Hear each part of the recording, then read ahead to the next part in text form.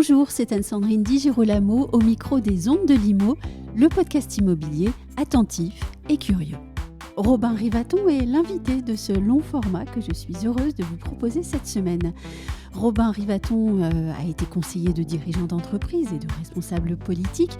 Il est désormais directeur général de Stonal et sa réflexion sur les grandes transformations fait de lui un interlocuteur précieux en ces temps bousculés pour le secteur de l'immobilier et alors que le nouveau gouvernement de Gabriel Attal ne comporte aucun ministre du logement de plein exercice. Robin Rivaton, bonjour. Bonjour. Je me suis amusée à reprendre la liste des ouvrages que vous avez commis depuis plusieurs années déjà. Je les cite, peut-être dans le désordre, je vous prie donc de me pardonner. Aux actes dirigeants, la France est prête, nous avons déjà changé. Quand l'État tue la nation, l'immobilier demain, guérir pauvre, qui va payer la crise, la real estate de la disruption à la maturité, la ville pour tous, souriez, vous êtes tous filmés. Personnellement, ce qui me séduit quand on regarde le discours porté par vos livres, c'est que l'immobilier fait partie du sujet pour vous, mais au fond n'est pas le seul sujet qui vous anime. Est-ce que j'ai raison de parler ainsi ? Oui, vous avez entièrement raison. Je suis arrivé sur l'immobilier sur le tard, on va Oui. dire. Oh, vous êtes jeune quand même. Non, mais ce n'était pas mon sujet de prédilection initiale. Moi, ce qui m'intéresse, c'est les grandes transformations, les grandes mutations. Donc, il y a un fil directeur autour de la technologie qui est assez clair et prégnant dans cette production-là. L'idée, c'est vraiment, encore une fois, cette idée de transformation. Comment nos sociétés peuvent évoluer dans leur rapport, vous l'avez cité, à la surveillance, dans leur rapport à la ville, à l'urbanisme, à l'immobilier, la façon dont la société avait pu évoluer. Le premier livre, effectivement, qui s'appelait La France est prête, Nous avons déjà changé. C'est un livre que j'avais écrit en 2013 et qui se terminait en disant qu'un président réformiste pouvait être élu. Donc voilà. Non, mais c'est vraiment ce fil directeur, en tout cas, qui anime cette production d'ouvrages et qui, j'espère, continue aussi, puisque j'ai la chance de tenir la chronique tech de l'Express depuis maintenant ça va rentrer dans la 5e année, donc il y en a un bon paquet. En hebdo, ça fait un bon paquet de chroniques. Et c'est pareil, cette recherche de comprendre un peu les grandes transformations ou mutations de nos sociétés. Et alors justement, pour pouvoir comprendre les grandes mutations, eh bien, il faut peut-être être soi-même extrêmement curieux. Et d'ailleurs, je dis peut-être, mais en fait... Pas du tout, il faut être curieux. En 2022, Décideur Magazine titrait Robin Rivaton le touche à tout, puis sous-titré essayiste, économiste, investisseur, écrivain. Aucune dénomination ne lui convient parfaitement. Comment est-ce que vous, aujourd'hui, vous définissez ? Alors moi, je me définis aujourd'hui principalement comme entrepreneur, puisque j'ai une société qui s'appelle Stonal, qui est une société de logiciels pour les grands propriétaires et gestionnaires d'actifs immobiliers, pour lesquels on fournit une plateforme de gestion de la donnée. Chez cette société, une société de 150 personnes maintenant, et donc c'est une société qui est en très très forte croissance. Elle a été créée par Michel Tolila en 2017, et donc ça occupe une très très large partie de mes journées et de mes soirées. Mais est-ce que être touche à tout, au fond, pour vous, c'est une qualité ou un défaut dans le monde actuel ? Alors il y a une blague célèbre chez les consultants qui est de dire touche à tout, bon à rien. Oui. Je ne la reprendrai pas à mon compte, évidemment. Non, moi, vous l'avez dit, le mot-clé, c'est le mot de curiosité. Oui. Et c'est vrai qu'il y a beaucoup de sujets qui m'intéressent. Et si je ne me concentrais ou si je ne regarde qu'un seul sujet, j'ai un peu l'impression de passer à côté des autres. Après, je pense que c'est des questions de tempérament et autres. En tout cas, me concernant, ne m'intéresser qu'à un seul et unique sujet me donne cette impression de rater d'autres choses. Donc, j'ai cette envie d'explorer d'autres sujets, de lire beaucoup, de consommer beaucoup d'informations, de données sur des sujets qui n'ont rien à voir. Je consacre ma prochaine chronique dans l'Express sur les thérapies géniques qui commencent à devenir autorisées et mises sur le marché là, depuis maintenant quelques semaines aux États-Unis. Voilà, c'est des sujets qui ne sont pas du tout dans le cœur de mon activité professionnelle et qui en même temps, je trouve absolument passionnants parce qu'ils auront des impacts très forts sur nos vies. et des sujets qui nous nourrissent. Et d'ailleurs, nos ancêtres, je pense particulièrement au XVIIIe siècle, qui était également une période d'extrême transformation, avaient mis sur le devant de la scène justement des personnalités qui étaient capables d'adresser plusieurs sujets extrêmement divers en même temps. Exactement. Et je pense que c'est en fait la façon dont j'apprends. Moi, ça c'est peut-être un peu senti, mais j'apprécie beaucoup les sciences dures, donc Oui. vraiment la science. Et aujourd'hui, les gens qui ne sont spécialistes que d'une discipline, malheureusement, ils peuvent pas trouver grand-chose, tout simplement parce que ça fait 3 siècles ou 4 siècles que la science d'abord occidentale et puis mondiale a creusé chacun de ces sujets, que ce soit en chimie, que ce soit en physique et autres. Et donc aujourd'hui, la création ou la découverte se passe par le croisement de 2 disciplines. Et les plus grands scientifiques aujourd'hui, c'est des gens qui savent faire de la médecine et de la biologie. C'est des gens qui savent faire de l'électronique et de l'acoustique. Et c'est en croisant ces choses-là qu'on est capable de faire des grandes inventions, des grandes découvertes. Et donc, je pense vraiment que le syncrétisme entre des expertises est vraiment ce qui permet aujourd'hui de faire avancer les sociétés. Mais aujourd'hui, on a également un grand besoin de communication. Je parlais il y a un instant de vos livres. Êtes-vous en ce moment concentré sur l'écriture d'un nouvel ouvrage ?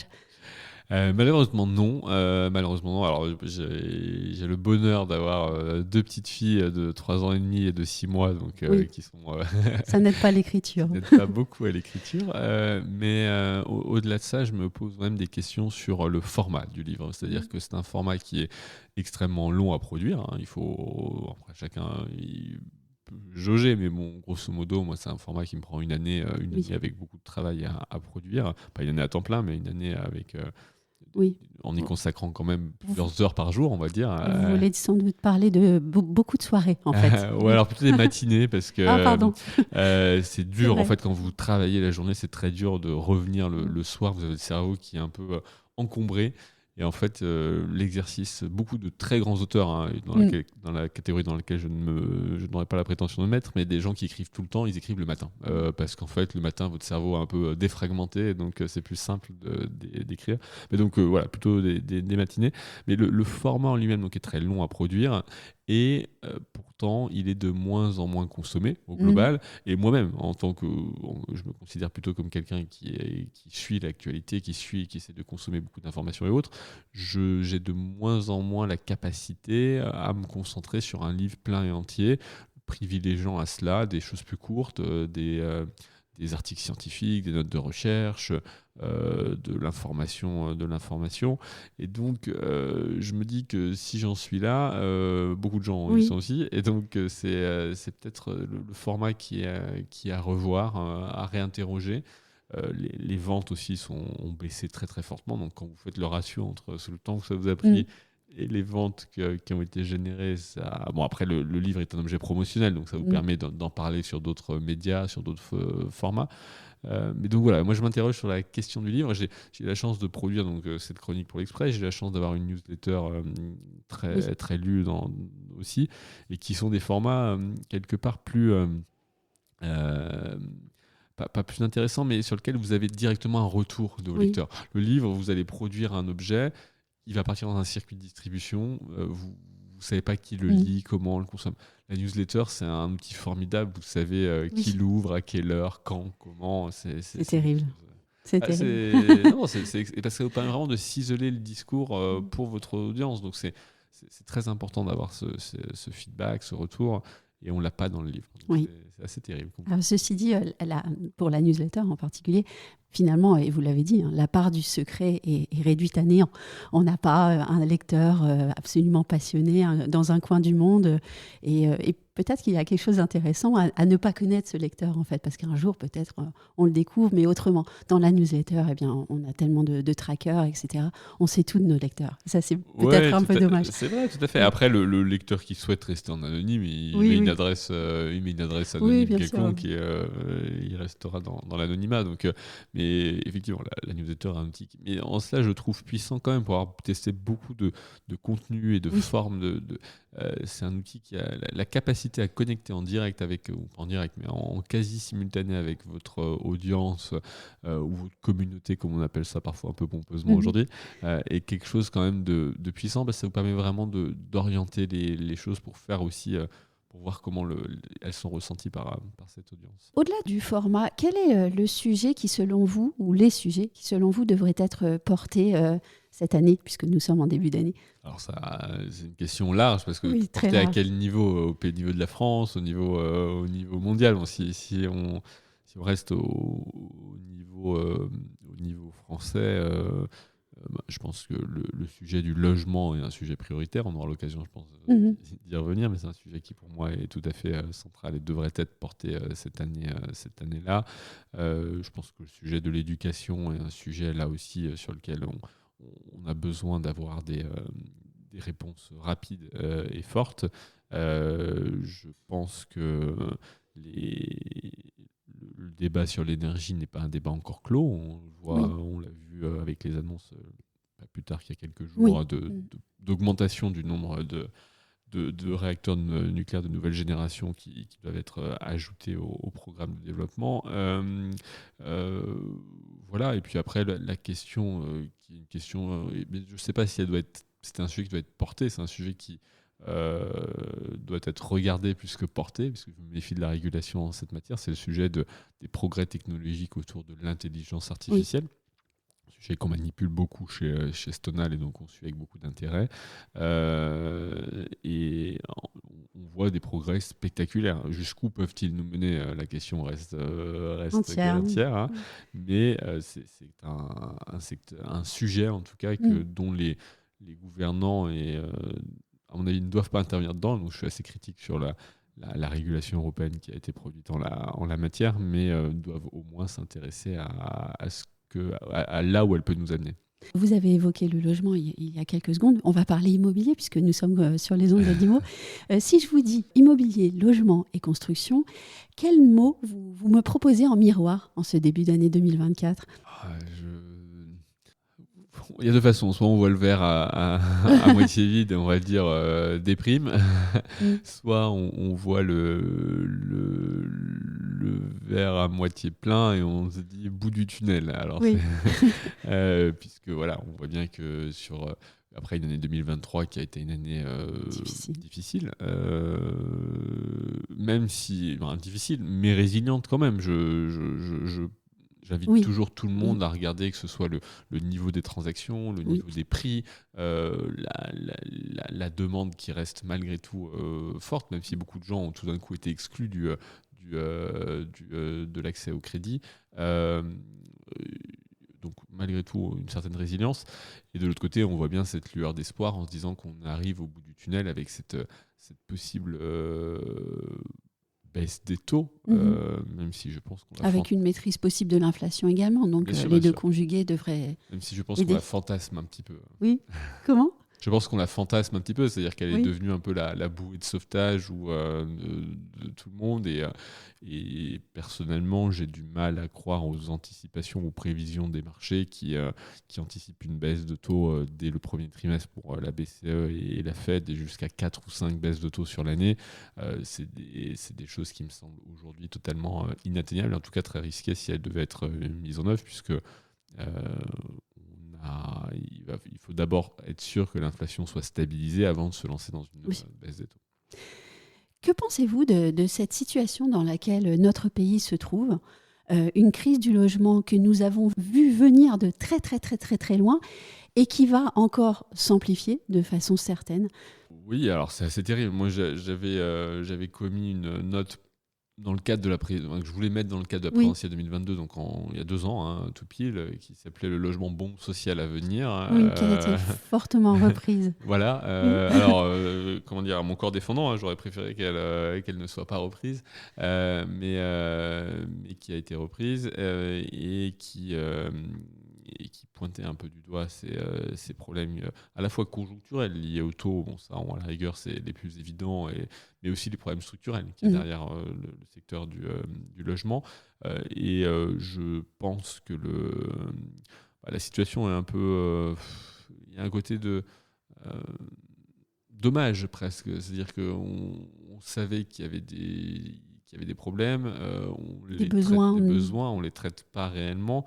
Et au final, les exercices pour les traiter ont été assez décevants. Je pense notamment au Conseil national de la refondation dédié au logement, qui n'a pas du tout porté les fruits qu'il aurait pu porter. Donc, il y a un côté de se dire que on a un petit sentiment de gâchis quelque part. On peut peut-être aussi parler de méthode.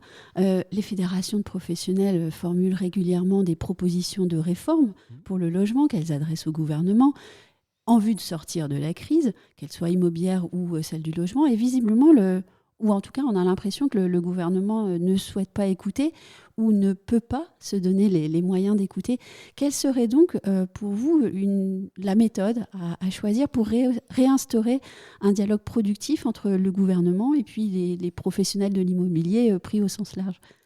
Alors, je pense que les responsabilités peuvent être partagées, puisque dans un premier temps, les fédérations ont fait des propositions, notamment dans le cadre du CNR, qui étaient des propositions qui faisaient peser des coûts supplémentaires sur les finances publiques. Et ça, moi, j'en avais averti un certain nombre en disant aujourd'hui, la trajectoire des finances publiques françaises ne permet pas d'imaginer un soutien de ce type-là. Et puis, je pense que il faut, parce que tout le monde répète que personne ne comprend la position du gouvernement. Quand on ne comprend pas la position de quelqu'un face à soi, c'est-à-dire qu'il faut essayer quand même de se mettre à faire preuve d'empathie, essayer de se mettre pourquoi ils réagissent comme ça. Je pense que les déterminants sont de deux ordres. Dans un premier temps, il y a tout un courant écologique qui était de dire que, au sein de la technostructure, qui était de dire que le logement et l'immobilier en général n'avaient pas assez contribué à la transition environnementale et qu'ils devaient contribuer fortement. Donc c'est comme ça que s'explique une partie des règles ZAN, DPE, RE 2020 et autres. Et de l'autre côté, vous avez un mouvement qui est un mouvement profond. Je pense qu'encore une fois, il faut comprendre la culture des interlocuteurs. La culture s'impose très largement à la stratégie. Et donc, le point de cette technostructure, c'est de dire que les prix de l'immobilier ont augmenté beaucoup trop vite dans notre pays et que les aides diverses et variées, les subventions, ont participé à cette inflation des prix. Et donc, il fallait plutôt assurer une baisse des prix et assurer un débranchement des dispositifs. Le problème, et ça c'est ma vision, c'est que assurer une baisse des prix par un effondrement de la demande est beaucoup moins bon que d'assurer une baisse des prix par une production de logement ou une réhabilitation de logement à des proportions qui tout d'un coup font que ces besoins s'ajustent à la demande et donc que les prix s'assagissent, voire même puissent légèrement baisser. Donc c'est deux écoles, je dirais, mais le rationnel, ou en tout cas le sous-jacent de cette position du gouvernement doit se comprendre à travers cette grille de lecture. Et je pense que les fédérations professionnelles ne l'ont pas lu comme ça, ils se sont dit c'est bizarre, ils comprennent pas. Oui, ils comprennent, mais ils ont derrière de la culture. Oui, il faut peut-être aussi parfois se dire revoyons notre méthode, revoyons notre discours, essayons de mieux comprendre pour enfin arriver à un consensus en fait. Justement, un nouveau Premier ministre vient d'être nommé, Gabriel Attal. Au vu des échecs du CNR, est-ce qu'on peut attendre quelque chose de Gabriel Attal pour le logement ? Est-ce que vous pensez qu'il y aura une évolution ? C'est une question difficile. Non, moi je le connais pas personnellement, je l'ai rencontré quelques fois, mais je ne le connais pas personnellement. Je n'ai pas l'impression que le sujet du logement soit le sujet prioritaire qu'il maîtrise ou sur lequel il soit exprimé publiquement. Donc après, ça ne veut pas dire qu'il n'est pas du tout capable d'en saisir l'ampleur et de prendre des mesures qui peuvent aller dans ce sens. Mais encore une fois, par exemple, Jean Castex était très concerné par les sujets du logement. C'est lui qui a lancé la commission Rebsamen, où j'avais eu le plaisir de siéger. On avait fait des propositions très fortes. C'était un élu vraiment de terrain, donc il maîtrisait ces enjeux-là. Et au final, malgré la volonté politique de Matignon, on ne peut pas dire que le sujet se soit retranscrit dans une loi très ambitieuse. Donc, malheureusement, je crains que la désaffection ou l'absence de transformation de ce secteur-là dépasse le cadre simplement de la nomination de quiconque, même d'un Premier ministre. Et admettons que les sujets à traiter sont extrêmement nombreux aussi pour la France. Et comme vous l'avez dit, espérons déjà qu'il puisse continuer les choses qu'il a initiées au ministère de l'Éducation nationale, par exemple, et que la liste est longue de sujets à traiter. Le logement est un sujet sans aucun doute très important tout en haut de la liste, mais parmi d'autres. Une dernière question. L'UNPI, accompagné de Fiducial, ont donné une conférence de presse le 9 janvier, conférence de presse au cours de laquelle le président de l'UNPI a formulé des vœux en vue d'une réforme de la fiscalité immobilière. Une réforme de la fiscalité immobilière est-elle nécessaire selon vous en France ? Et je vais vous expliquer pourquoi je vous pose la question. On a souvent parlé d'une France de propriétaires, de Français qui sont extrêmement attachés à la propriété. Au vu de la réglementation sur la rénovation énergétique qui s'impose et qui, malgré son bien fondé, resserre un peu plus chaque année son étau, est-ce que vous pensez qu'une France de propriétaires soit encore possible à l'aune des 10 ans à venir si une réforme de la fiscalité immobilière n'était pas menée ? Alors, le mythe de la France de propriétaires, c'est largement effrité ces dernières années. Oui. Juste pour donner un chiffre, on est à 56,4% de ménages qui sont propriétaires de leur résidence principale.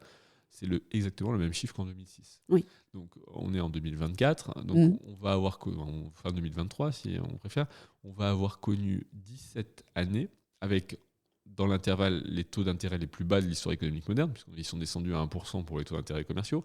Et on n'a pas fait bouger d'un dixième de point l'aiguille du nombre de propriétaires, de ménages propriétaires de résidence principale. Ça devrait quand même nous interroger. Pendant ce temps-là, beaucoup d'autres pays dans le monde ont vu leur taux de propriétaires augmenter. Je donne l'exemple du Royaume-Uni. Au Royaume-Uni, vous avez 64% de ménages propriétaires de résidence principale. Alors on peut se dire 56, 64, c'est pas très loin. Je peux vous assurer que les 8 points d'écart, c'est pour aller les chercher, c'est très très drastique. Et la paupérisation de la France en sous-jacent, en fait. Totalement. Si ces ménages ne peuvent accéder à la résidence principale, ça a des conséquences très long terme. Je pense notamment à la retraite. C'est-à-dire que c'est des ménages qui vont arriver à l'âge de la retraite sans être propriétaires. Donc, ils vont avoir une baisse de leurs revenus, entre l'écart entre leur salaire, leur dernier salaire et le revenu de remplacement, la retraite, la pension de retraite. Et ils vont devoir supporter au passage de continuer de payer des loyers. Donc, on voit bien que ça a des conséquences qui sont des conséquences fortes. Et donc, aujourd'hui, le mythe de la France de propriétaire s'est largement effrité. Moi, je partage l'envie d'une réforme fiscale d'importance sur le sujet du logement. J'en avais fait la proposition dans La Ville pour tous il y a maintenant près de 4 ans et demi, 5 ans. Le point quand même qui reste crucial sur ce sujet-là, c'est que ça ne peut pas être une réforme de la fiscalité pour faire payer que les propriétaires. Si c'est ça, si c'est juste en fait de dire grosso modo la taxe foncière va devenir le super impôt pour que tout le monde paye, ça risque de créer des difficultés. Si on veut, donc c'est pas seulement de réviser les bases fiscales en 2026, comme c'est les valeurs locatives de la taxe foncière comme c'est prévu en 2026, et d'augmenter la taxe foncière de 2x ou 3 fois pour les propriétaires. Je pense qu'il faut être plus ambitieux. Une refonte réellement globale. En fait. Il faut une refonte, il faut se poser la question de la dissociation du foncier et du bâti. C'est une idée sur laquelle on est plusieurs, où il y a plusieurs auteurs qui sont revenus là-dessus. C'est un chantier qui est immense. Je doute qu'aujourd'hui, n'importe qui ait la légitimité politique pour l'entamer, puisque c'est un chantier qui, comme beaucoup de réformes fiscales, va faire 50% de gagnants, 50% de perdants, et donc qui est assez dur à mener dans l'opinion publique et évidemment auprès des chambres, et notamment du Sénat. Vaste débat. On aura peut-être l'occasion d'en reparler dans un prochain épisode. Je vous remercie d'être venu au micro. Merci de votre invitation. Merci beaucoup.